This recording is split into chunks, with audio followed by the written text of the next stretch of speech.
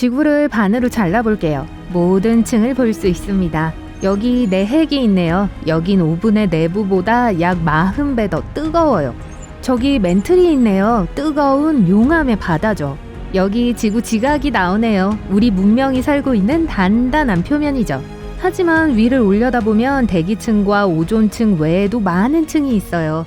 과학자들은 최근에 이곳에서 우리의 행성을 방사능으로부터 보호해주는 이상한 방울을 발견했습니다. 그리고 아니요, 지구의 자기장은 아니에요. 이 방울은 전파로 만들어져 있어요.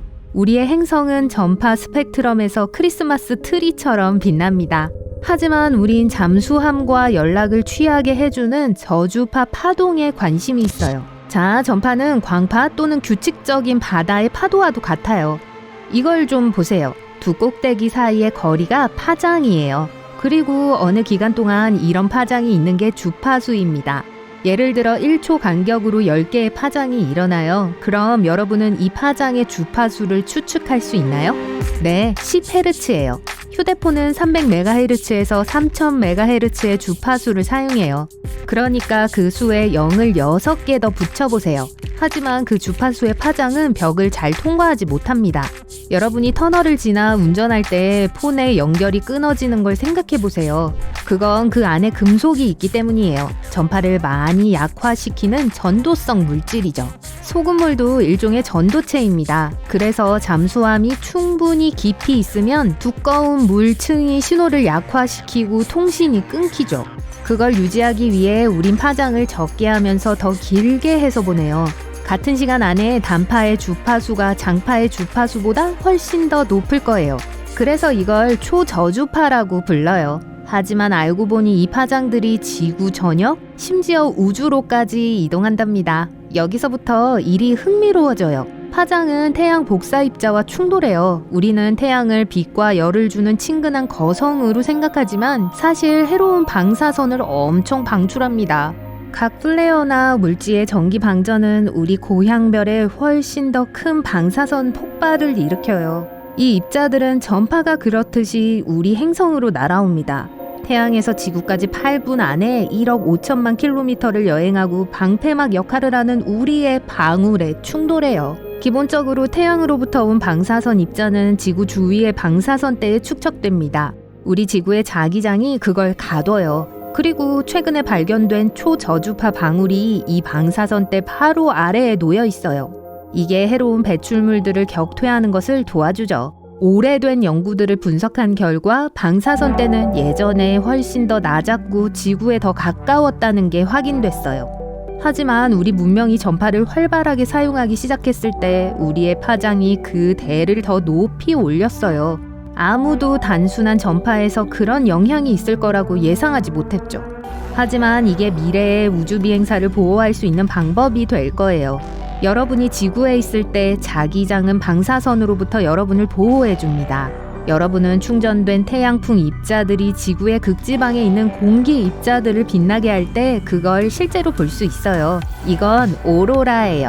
다음번에 이 아름다움을 감탄할 때 실제로는 극도로 해로운 광선으로부터 지구가 여러분을 구해주고 있다는 걸 알아두세요. 하지만 여러분이 지구 자기장 바깥 우주 어딘가에 있다면 나쁜 소식이 있어요.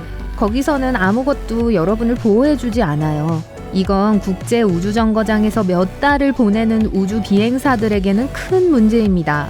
아마도 과학자들은 우주정거장과 우주선 주변에 초저주파 보호용 버블을 만드는 법을 배울 수도 있어요. 다른 행성들도 마찬가지예요. 우린 아마도 화성을 식민지화할 거예요.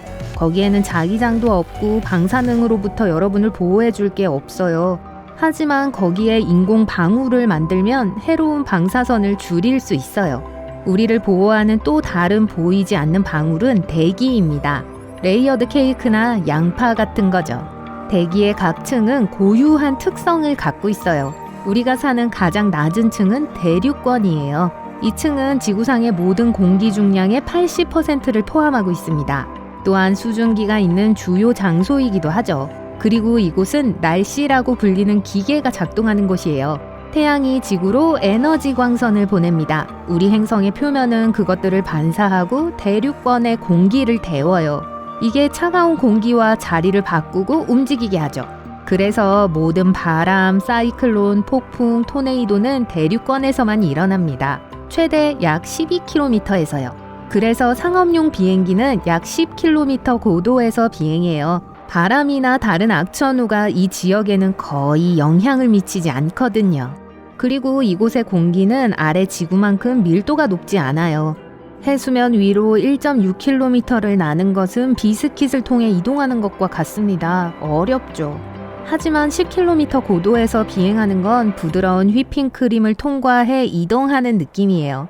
비행기는 저항을 거의 느끼지 못합니다. 그래서 서로 윈윈이에요. 연료도 아낄 수 있고 승객들을 안전하게 해주죠. 몇 가지 중요한 단점은 날씨가 매우 춥고 숨을 쉴 수 없다는 겁니다. 땅에서 열을 흡수해 서로 전달할 공기 분자가 거의 없기 때문에 추워요. 같은 이유로 여기서는 숨을 못 쉽니다. 그래서 만약을 대비해 비행기에 산소 마스크가 있는 거예요. 여기로 좀 가볼게요. 이것은 성층권입니다. 여기는 공기 분자가 더 적어요. 그리고 기상 탐사선이 날아가는 곳이기도 합니다. 사람들이 날씨를 예측하기 위해 사용하는 컴퓨터 달린 작은 풍선의 일종이죠. 이 대기의 일부분은 또한 잘 알려진 오존층이 포함되어 있어요. 해로운 자외선에 대한 우리의 보호막입니다. 오존은 3개의 원자가 들어있다는 것만 제외하고는 산소와 거의 비슷해요. 해로운 자외선이 우리 대기에 들어올 때 O3 분자와 충돌합니다. 광선은 분자를 O2와 다른 산소 원자로 분해해요. 광선 자체는 열로 변환돼요. 하지만 오존은 빠르게 재생됩니다. 산소 원자 하나가 O2와 결합하면 오존 분자는 우리를 다시 보호할 준비가 되죠. 이것이 우리를 방사능으로부터 보호해주는 보이지 않는 방패입니다. 이게 지구상의 모든 생명을 출현시켰어요. 우리의 문명이 발달하면서 우린 대기 중에 프레온 가스를 방출하기 시작했어요. 그걸로 옛날 냉장고를 채우곤 했었죠. 하나의 염소 원자가 공기 중에 있을 때 프레온 분자에서 떨어져 나와요. 그리고 그게 산소 원자 하나와 결합하게 됩니다. 이제 오존은 예전처럼 재생될 수 없어요.